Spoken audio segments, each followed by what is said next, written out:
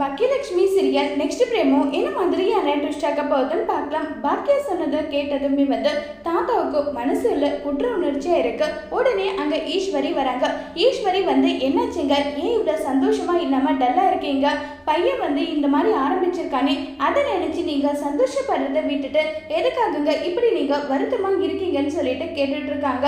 எனக்கு என்ன பேசுறது என்ன பண்றதுன்னு எனக்கு தெரியலன்னு சொல்லிட்டு சொன்னதும், என்னாச்சு உங்களுக்கு, எதுக்காக நீங்க இப்படி பேசிட்டு இருக்கீங்கன்னு சொல்லி கேட்குறாங்க. இல்லை நான் என்ன சொல்லட்டும், என்ன சொல்றதுன்னு எனக்கு புரியலன்னு சொன்னதும், மறுபடியும் அதை சொல்லாதீங்க. பாக்கியாவுக்கு நம்ம கூட இருந்தே அவளுக்கு நம்பிக்கை துரோகம் பண்றோமோன்னு தோணுது. அப்படியெல்லாம் எதுவும் கிடையாது. நீங்க ஏன் அப்படியெல்லாம் நினைக்கிறீங்க? அப்படி என்ன நம்ம பாக்கியாவுக்கு நம்பிக்கை துரோகம் பண்ணோம்? நீங்க ஏன் அவ்வளோ பெரிய வார்த்தையெல்லாம் சொல்றீங்க? நம்ம அப்படியெல்லாம் எந்த துரோகமும் பண்ணலையேன்னு சொல்லிட்டு கேட்டுட்டு இருக்காங்க. உடனே இல்லை ஈஸ்வரி, நம்ம நம்பிக்கை துரோகம் தான் பண்றோம். நமக்கு இப்போ வரைக்கும் எல்லா விஷயத்திலையும் பார்த்து பாக்கியா தான் பண்ணிட்டு இருக்கா.